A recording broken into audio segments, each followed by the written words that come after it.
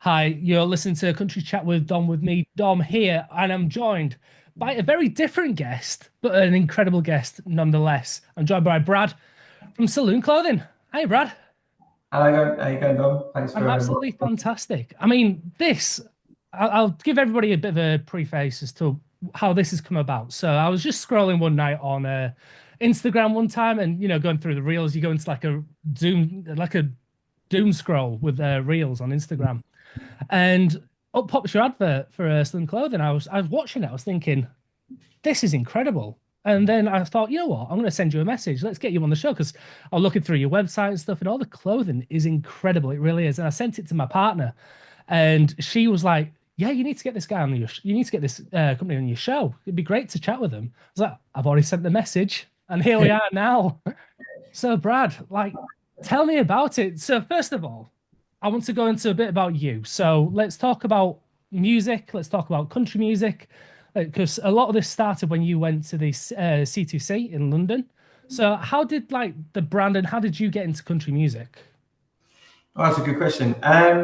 Yeah, how did it start? A long time ago now, probably about 8 years ago. I think it was my partner actually. I'll give her the credit where credit's due. She sort of put me onto it because she used to listen to like more mellow stuff. So like I'm talking like Colby Calais and stuff, a bit more folky.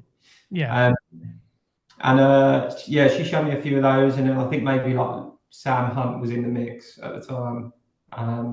Bit more of like that sort of country pop, bro country style stuff. So I yeah, like to feel those. And she showed me like Dusty Lynch. I liked a few of those. So I kind of just started very chilled. Like I've always been.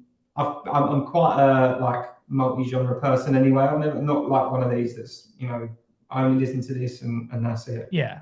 Although nowadays there's pretty much all I listen to is country. I'm very open. I listen to like 80s music, soul music. I listen to R&B, a little bit of rap, like pop, whatever it is. So I've always been quite open to music. And then yeah, I liked a few of those. And then I think the first song that really struck me, and I thought, oh, I really like this, was Luke Combs, the one that he done with Brooks and Dunn, Brand New Man. Yeah, I thought this is my kind of song, and then I delved further into Brooks and Dunn, and I found Neon Moon, and still to this day that's like one of my favourite songs. absolute banger. It So really yeah, is. just kind of started with that really, and then outside of that, like I've always been kind of into like westerns, like spaghetti westerns, all of those ones. My granddad used to watch a lot of those, so I remember it being on the telly a lot of the time if I was ever around there, and like I got more open into it, and so like, I'm a big film guy anyway. So like my work outside of Saloon is like directing and not just short films, but like more commercials and stuff. But getting Mm, really creative in that space, I've always like admired you know filmmakers and stuff. So I think there was kind of like something there anyway. And then yeah, obviously as the years have gone on, I think the first C2C we went to, I think, was when Chris Stapleton headlined the Sunday. Annoyingly, I didn't go on the Sunday. I remember at the time distinctively, like Dustin Lynch was on the Saturday, I think, and Lady A as well. And but I distinctively remember going to this because like my girlfriend was like, "We should go to this. Like they look good." Her dad's also into country music, so he was like, "Oh, I'll come as well." So we ended up going with her mum and dad basically. yeah. But we just done the one day, and that was a Saturday. And I remember queuing up outside. I really didn't do like much research into it, so I remember queuing up outside. I think it was what's now the Saloon Bar. Funny enough, I don't know what it was called at the time, but that all bar one at C2C. Have you been to C2C? I've actually not been to CTC. Not yet. I've always been at work, but I know exactly because I know all the layouts and I've Yeah, talked to yeah, guys interviews and stuff in the past. But yeah. yeah, I know the exact layout. That one there, there's always like a hefty queue. I think 'cause it's like a more personal space. And we was queuing to get, I can't even remember who it was to see now. We was queuing to go in there. And I remember just seeing on the big sign, Chris Stapleton tomorrow. And I thought, I know that guy. 'Cause I think at the time he had an album out of Justin Timberlake. So like, I listened Yeah. to obviously like some of these like main ones, Tennessee Whiskey and stuff. Um, and that was just like the best experience I've ever had, to be honest, because we spent a lot of the afternoon in the Indigo, so again a bit more personal, and we watched artists like Runaway June, who I'm still obsessed with. I'm kind of gutted they broke up like Yeah. with the original Naomi in it. Um, And I just remember that it being like an experience I've not had at concerts before. Like, I've been to loads of big star conferences, but nothing where it's literally somebody with just a guitar and their voice and a dark room, you know. Yeah. So I kind of fell in love with that experience. And then after that, it was like, should we go again next year? And it just kept going from there. Really, I started listening to it more, diving into more artists and discovering some of that stuff. And then before we knew it, it's like an annual thing now. We go the whole weekend, and obviously this year was a very different experience. I had Saloon, which I'll get to in a bit, but yeah, So it kind of started from that and just kept domino effect really. I mean, it's fascinating what you said, earlier on about the whole different genres, because a lot of people think when you like country music, you just like solely country. You just walk Yeah, around wearing cowboy hats and, spurs and spurs on your boots and whatnot. And it's not the case. I mean, I grew up in with indie music, indie and rock and pop, and I love blues and soul, and like yourself. And I think that's the great thing with I mean, the phrase they're using at the moment is polyamorous, because loving a lot of different music. right. And I think that helps in particular, in these situations where you want to listen to not just say pure country. So if you listen to like modern country now, it's like Ella Langley or Cuddy Johnson. But if you want to listen to say, something that's a bit more poppy, a bit more Kelsey Ballerini, or just so many different type of sounds. And when you've got this background behind you where you're not just brought up on just one genre, it opens up the floodgates to you because Yeah, you appreciate everything. You appreciate the whole diversiveness. But yeah, absolutely love it. And no, I haven't actually been to CTC yet. It's one thing that I've always wanted to do, but yeah, I've either never been able to afford it, or yeah. I've never been able to get time off work, or there's just been something else that's come up last minute. And it's just one of those things that I'm hoping 2026 is my year, but we'll see. We'll see. Yeah. No, it's interesting what you say. I think obviously probably in the US, like in the States, I imagine there's people that are like die hard country and that's all they listen to, where they're kind of living and breathing it. So I follow a few pages with some, like real cowboys and stuff, and I'm pretty sure that's all they're listening to. But I know, like obviously, yeah, in the UK, it's still it's as you say, you've got that sort of mixed interest. I probably like I think as the years have gone on, I've started to be more interested in because I've always been quite an old soul anyway. Like you, when I was growing up, my dad always had like 80s music on. My granddad had really old school tunes on. So I've always been interested in music, like, but also the nostalgic stuff. Yeah. And I've got I've got an old cassette tape player here, an old which I bought off of eBay recently, just because the sound of it is unbelievable. So I've kind of like, I've started leaning more into like the old stuff. So I'm definitely probably more favourable to like old country, like Merle Haggard and Hank Williams and stuff, Yeah. than I am the newer stuff. But I do also love I've seen Ella and Riley and Morgan last year. That was all great. Obviously Laney's a top favourite in the female category. Zach Top got a lot of time for. I've got friends also that I tend to go to this stuff with, and they're definitely more diehard country than not. They won't even bother listening to Morgan's latest album, whereas I'm a bit more like open to that stuff. So Yeah. I yeah, mean, Morgan's new album, and the Problem, just incredible album. So many great songs. It's song after yeah, song after song. It's just you yeah. can't go wrong with it. You know what? I put it on the day it come out, and just while I was in the background, whilst I was working, and I turned around to my partner after it, and I was like, I'm not feeling it. So I just don't. It all sounds the same to me. It don't sound like because I used to really love like Dangerous Era of Morgan and Yeah. Saloon and stuff like that. So I think I was kind of expecting a similar thing to happen after that podcast he went on where he was saying like it's more country, and I kind of wrote it off at first. I was like, this is not my vibe. But the more days that have gone on, I'm like, okay, no, I can appreciate it now. It's Yeah. a lot Definitely of grows on you. yeah, it's a lot of it I like. I don't like he's like trappy beat stuff, but I'm definitely I definitely like a lot of the stuff like his one with Eric Church is good. Yeah. No, I it took me, two or three full listen throughs before I started clicking. But as soon as I click, and then I go full Yeah, obsessive, and next thing you know, it's on repeat, and yeah, everybody gets absolutely. sick to death of it. they do say that, don't they? That it takes about 2 weeks for you to. Well, you shouldn't judge anything like body music for 2 weeks. I think is what they say. Yeah. Well, it's It's all. like trying things like new food. You know, they say you should try something 50 times, and if you don't like it after the 50th time, you don't like it. Oh, really? That's So interesting. it's like olives for me. I Yeah. cannot stand olives. And my ex-partner's parents, they were like, "Just go on, try it. Just try it 50 times. And if you don't like it at the end of 50 times, then we'll believe you. We believe that you don't like it." Yeah, like 50th time was like, "Yep, definitely don't like them." Yeah, that's a lot. That's a long time. But yeah, so I want to talk about olives and talking about things like that. You're based over in Spain. Like, Yes. how did that come about? What's the whole story there? Yeah. God, so back in 2019, we moved here just before, before COVID, and also pre-Brexit, I think. Yeah, we came here then. So where we live basically is my partner's been coming to this same place. It's a small fishing village, but on the coast.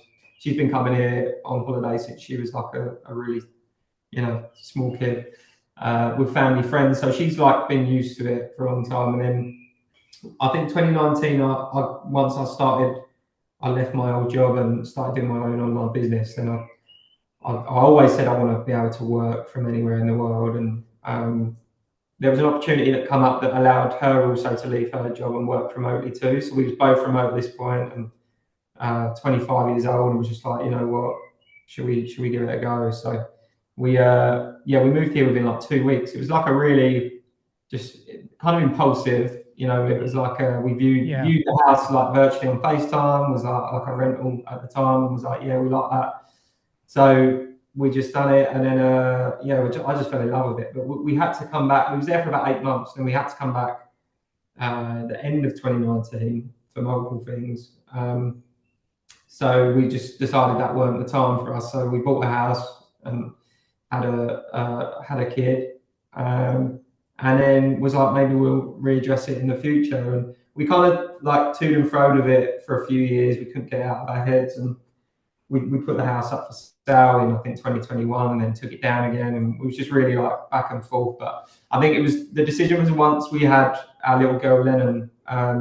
Once we had her, then we was like, if we're going to do it, maybe we should do it now before she starts like properly speaking. yeah, And also just like a lifestyle change. Like for me, like I work a lot, like probably like you, Dom, and it's just I want to be able to like outside of that, like just enjoy my life a little bit more. And if I'm in an environment which is sunny and nice and I feel good around it, and I'm like it encourages me more to get outside. And I also want like a better lifestyle for her as she grows up. So that yeah. was kind of what made it. So we ended up selling our house and buying over here to end of 2023. We moved here last January. So That's absolutely incredible. And you do talk, you're totally right with the terms of time frame, because obviously at such a young age, she's going to pick up languages so easy. And if she's just focused on English and then she moves to yeah, a Spanish country, it's going to be so much harder for her to then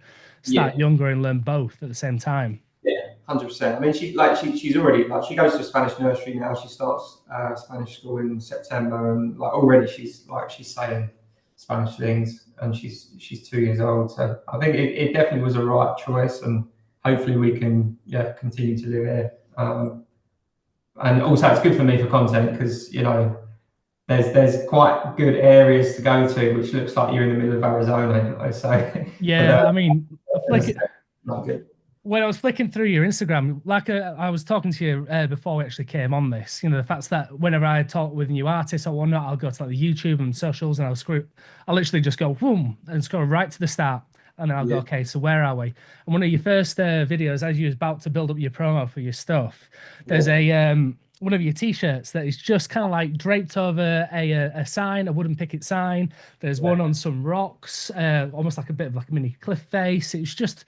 It looked so surreal. It really does. And it looks incredible. And it's such a great backdrop. And the fact that you're in Spain as well. I mean, what's your Spanish like? Your Spanish is going to be so much worse than compared to your daughter's. Yeah, I know. That's true. It's all right. I know how to get by. Like we had some renovations done last year, and the workers were like they didn't speak a word of English, so I had to kind of get by with using voice apps and Yeah, translation. and You pick up, pointing. yeah, exactly. But you pick up on more than you think. We are actively trying to do some mini lessons on Duolingo of an evening just to top it up. So yeah, I'll fully plan that by the time, because obviously she's going to be coming home with homework in a few years. So I need to know what I'm doing by the time that comes. So I briefly mentioned there about scrolling right to the start of your Instagram of looking at some of the professional photos you've done. I want to Mm. actually talk about the brand now because we've Yeah. spent 20 minutes talking about how we got here. Now let's actually talk about how it started. So you started with going to C2C, Mm. and how did that then develop into a brand? How did you start it all off? So basically, what was it? I've always been like a fan of making my own clothes anyway. Like, I can't tell you how many domains I own for different ideas that I've come up with and never pursued. But I've always been obsessed with having a clothing brand, like even back to school days. Like when it got to, pick a career day, I remember saying at the time, I want my own brand on something. And no, it's not a thing. Like, go and pick, a job. So you kind of fall into that trap, because I feel like that kind of like entrepreneurship, creativity don't really get pushed in schools much, or at least it wasn't No. then. It probably is more so now. So I've always had interest in fashion anyway, and then I think what really started it was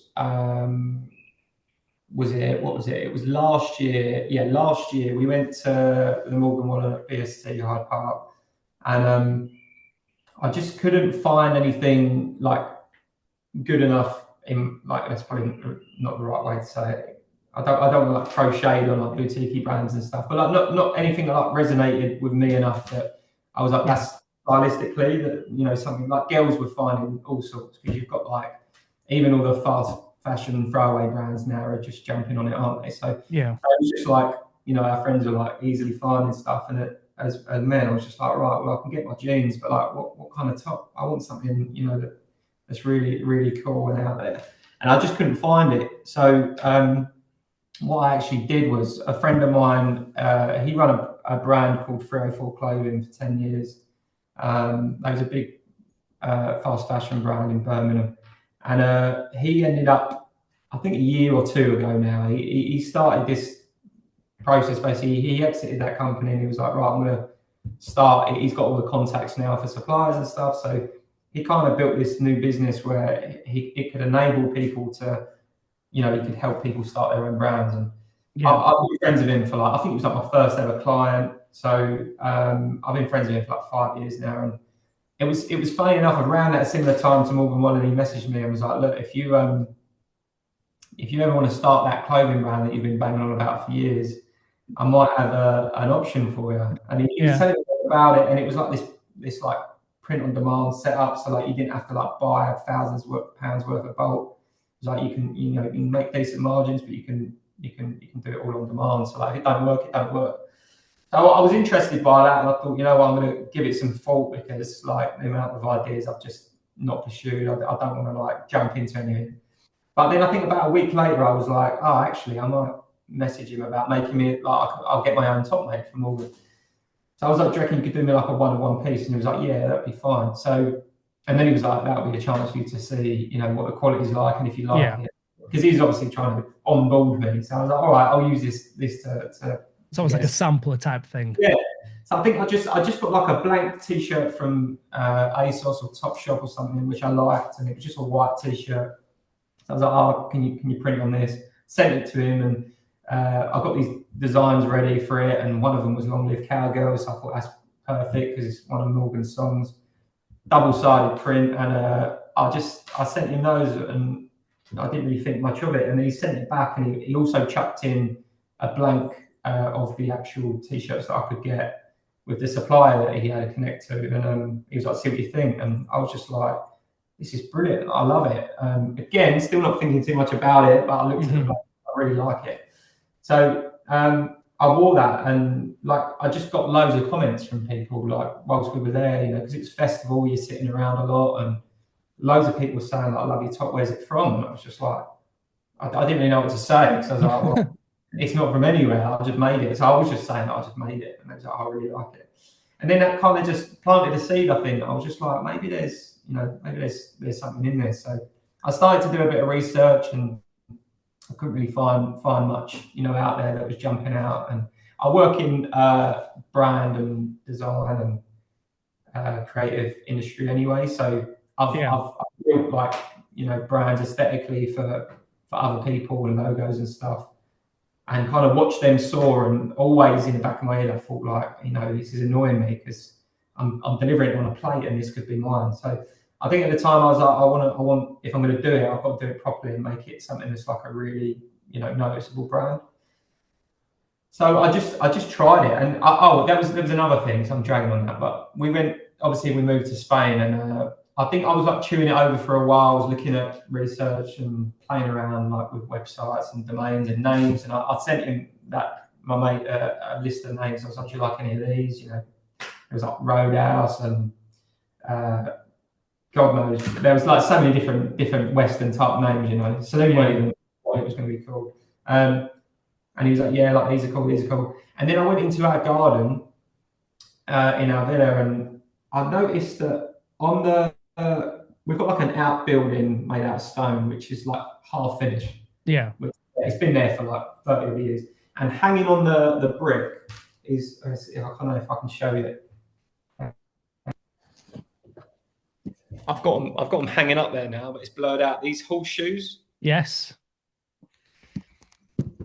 So I had there was like 2 or 3 of those horseshoes hanging up on there, and I just thought this is really strange. Like I'm not living on like a Spanish ranch or nothing. Like I'm by the seaside. Like it's very far from that. I just found that odd, and I'm someone that believes in signs and stuff anyway. And I saw that and I thought that's odd. And then the one thing I thought in my head was, if I pick one of these up and it's got 7 pins in it, then I'm gonna take that as a sign, because they say that's like lucky, right? They shouldn't have it. One of them did, and I've got it literally sitting over there. So I was like, all right, well, I'm gonna take that. Like I'm in Spain of all places, and I say that now. The history of cowboys come from Spain, but like to me, it was just like an alien thing. So I took it and started building a website out. I told my friend I'm gonna do it, and it kind of went from there. And then there was a few name changes. Like it's funny because I ended up calling it Roadhouse at first. I bought the domain, made the logo, and then it just didn't. It was like a last minute change. I was like, I don't feel Western enough for me. I want something different. And then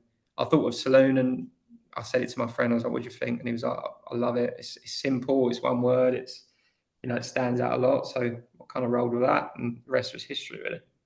I mean, it's absolutely incredible. I mean, I've got the website open right now, and looking at just in the background, you can see one of the original tops there, Colby and Country Music. Absolutely amazing.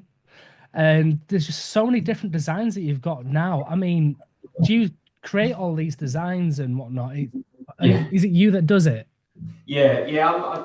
As I mentioned, like, I've always been into art and design anyway. So yeah, at the moment, I did trial getting some support from clothing designers, and I had someone make a piece which I haven't released yet, recent, but it weren't quite matching with the rest of the vibe. So I've stuck to doing it myself for now. In terms of time frames when it goes from an idea in your mind to then getting it onto paper or onto an iPad or whatever design, graphic interface you use, to then creating your thing, to then actually having a finished product. How long on average is it usually for you? Is it like a week, a month, a year? Yeah, it's a hard one really, because it kind of fluctuates, and it does depend. Like I had the idea in June last year, and I didn't launch until the end of November, just because I was being so picky with what ones I wanted to launch. And I kind of wish I didn't do that now, because, well, it wouldn't have changed anything, but it's just being able to have got to market sooner, I guess. But yeah, it does really depend. Like I tend to, get like a mood all together, and I look a lot of interest at like vintage style westerns and stuff, and trying to find something that's like really cool and quirky.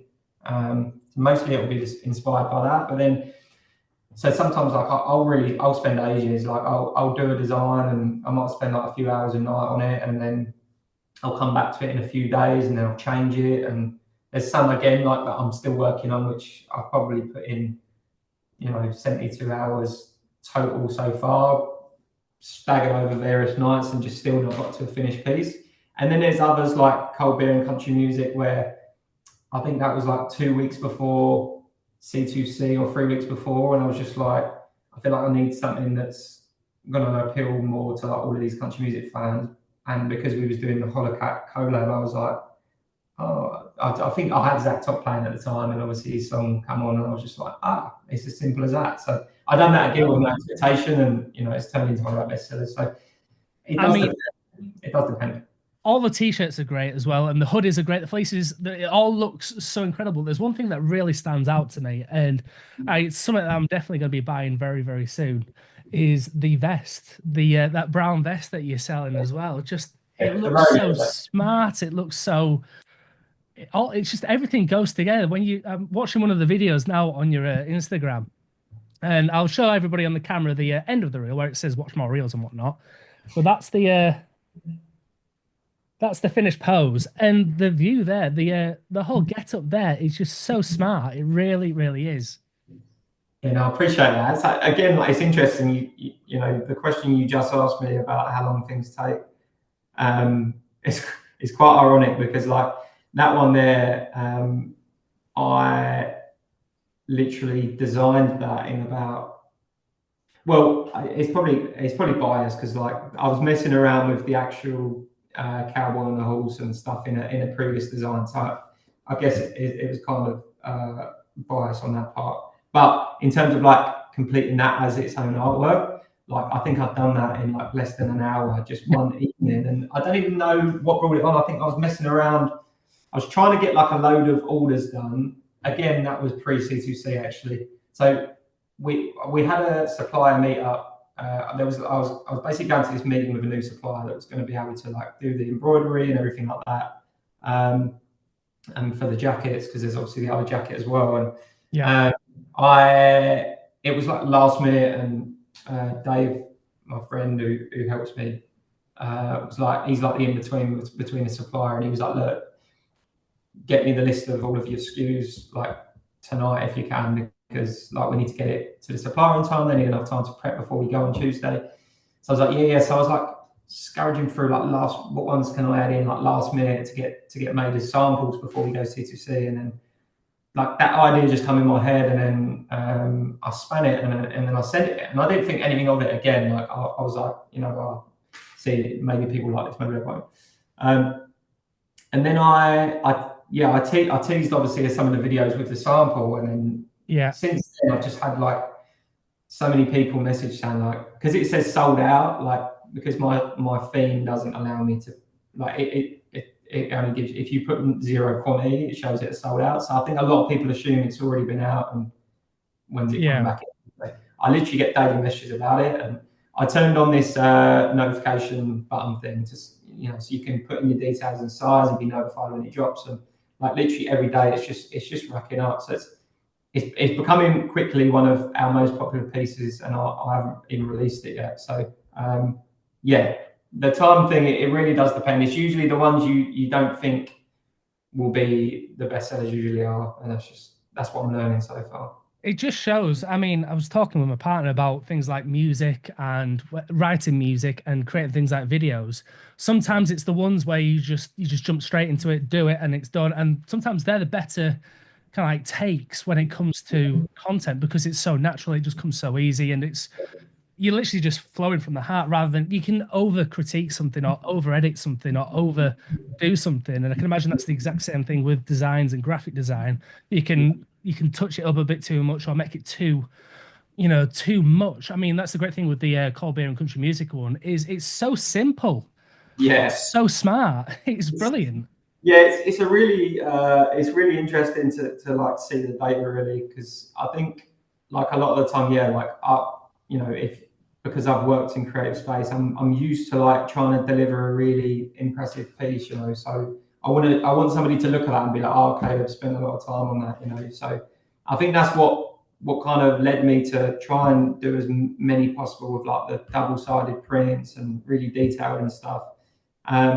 But if you look at, and any brand will probably say this, it's usually their most simple Mm. designs that people love. And I think probably with that one, you know, had it said something different on it, it may not have been as, you know, as popular as it is. It's probably because a lot of people are resonating with that, so it's the message that's grabbing them. But yeah, it's super interesting. I mean, the jackets, like, um, I wasn't planning on launching them until like post summer when it cools down again. Yeah, And that's why, to be honest, like the vest, the design says Saloon's first annual rodeo days, because it was going to be launched on our first birthday, which is not until the 24th of November. yeah.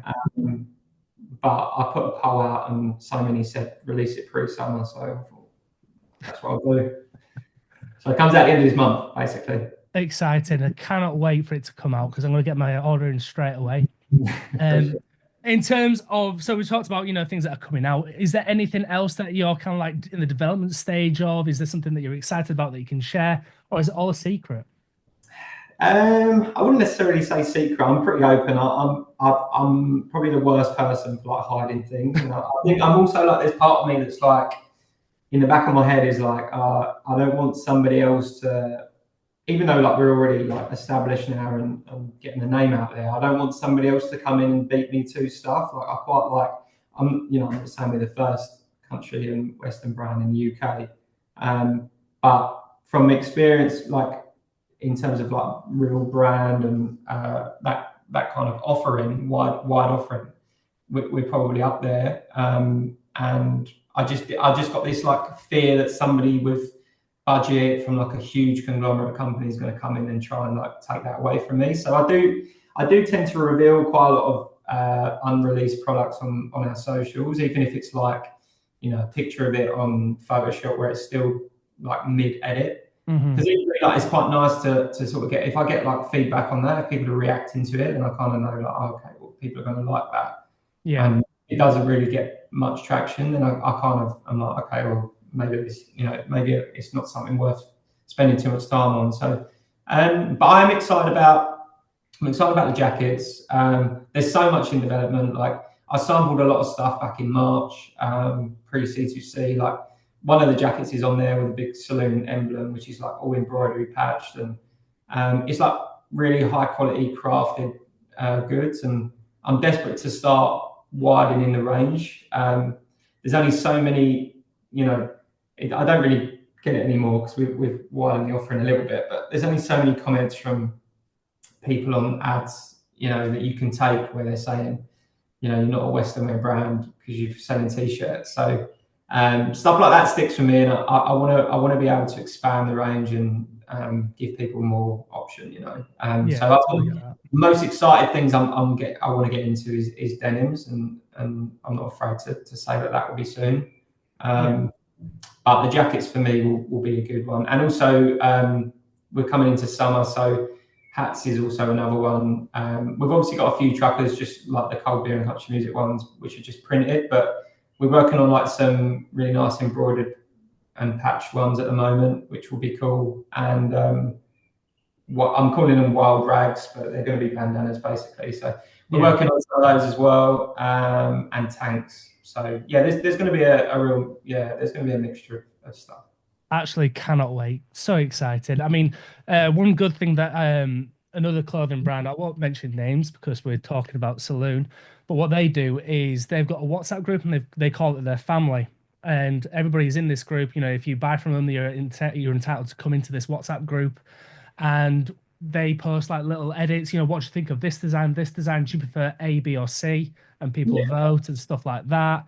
It yeah, gets everybody involved, and it's really for those who have actually purchased, an item. So if you buy an item, you become part of their family, and I think it's such a great idea. And definitely, if you're worried about people trying to steal whatever, is definitely a way to go for it. But yeah, it's also great content for yourself when you're posting on things like Instagram or yeah, socials. It's always great to see. It's one thing I've always loved is seeing how people do stuff or how they come around problems or when they kind of like face something. I find it really fascinating.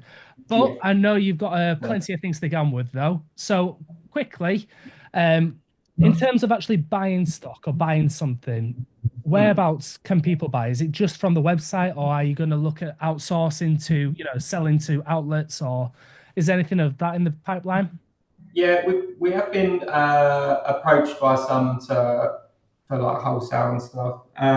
It's still like early days. I don't know whether I'm ready to do that yet. I think I quite like the idea that people are spending most of their time on our website, and if they want to get something, then they can find it there. I think I'm just trying to not like run before we can walk. Like Hmm. we ship globally, but I'm not advertising anywhere else but the UK at the moment. I think I'd rather like you know build as much brand as possible here in the UK before we start expanding out, and obviously US will be the next big one for sure. And I've seen a lot of friends that own brands and not Western, but like indie and stuff like that, and just more like rugged. And they've gone to US, and it's ended up becoming like their majority base. Yeah.